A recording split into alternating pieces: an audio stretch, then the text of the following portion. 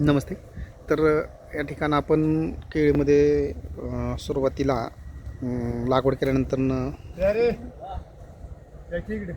तर आपण या ठिकाणं लागवडीपासून हार्वेस्टिंगपर्यंत गायडन्स केलंच. तर या ठिकाणं आता पुन्हा या ठिकाणं खोडवा पिकाचं नियोजन हे सुरू केलं आहे. तर या ठिकाणं अशा पद्धतीनं खोडवा पीक धरण्याची जी प्रोसेस आहे किंवा नवीन जे हे मुनम्या आहेत तर हे अशा पद्धतीने ठेवलेले आहेत, बाकी कट केलेले आहेत आणि अशा पद्धतीनं क्लिनिंग म्हणजे नको असलेले जे आहेत ते काढण्याचं काम या ठिकाणी चालू आहे. आणि ही अशा पद्धतीची वाढ वगैरे आपल्याला आता मिळत आहे. हे बघ पानं वगैरे जे आहेत ते अशा आहेत. ही अशी वाढ वगैरे आता नवीन जे धरलेली बाग आहे खोडवा पीक, तर हे अशा पद्धतीने वाढ वगैरे आपल्याला मिळत आहे. आणि हे ठेवलेले जे नंतरची रोपं आहेत किंवा जे मुनिमे म्हणतो आपण ते हे ग्रोथ अशा पद्धतीने आहे. आणि या ठिकाणी आपल्याला जी काही केळी गेलेली आहे साधारणपणे 24 रुपये, 20 रुपये, 18 रुपये, 25 रुपये, 27 रुपये, 28 रुपयापर्यंत या ठिकाणी रेट मिळालेला होता.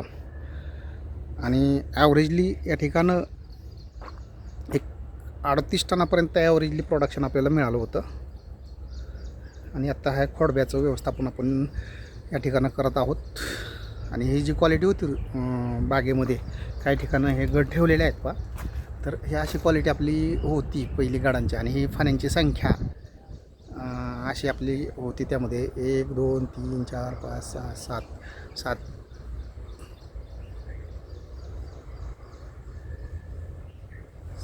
12-13 फाण्या या ठिकाणी होत्या. अशा काही ठिकाणं राहिलेली आहेत, लेट होते ते आहे, नंतर लागवड केलेले त्यातल्या ह्या अशा पद्धतीचं केळीच्या गड या ठिकाणी ठेवलेले आहेत सगळ्यात महत्त्वाचं.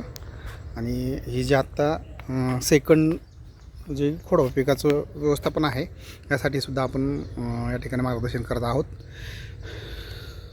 ही जी वाढ वगैरे होत आहे आत्ता ही अशा पद्धतीने होत आहे. आणि ह्याचे जे काही बाकीचे रिझल्ट येतील आता खोडवा पिकामध्ये जे काय असणार आहे तर ते पण वेळोवेळी दाखवण्यात येईल. तर अशा पद्धतीनं या ठिकाणं हे ठेवलेली जी रोपं आहेत केळीची म्हणजे मुनवे, तर हे अशा आहेत. आणि ह्यांची ग्रोथ वगैरे ही एकदम चांगल्या प्रकारे आपल्याला आत्ता मिळत आहे.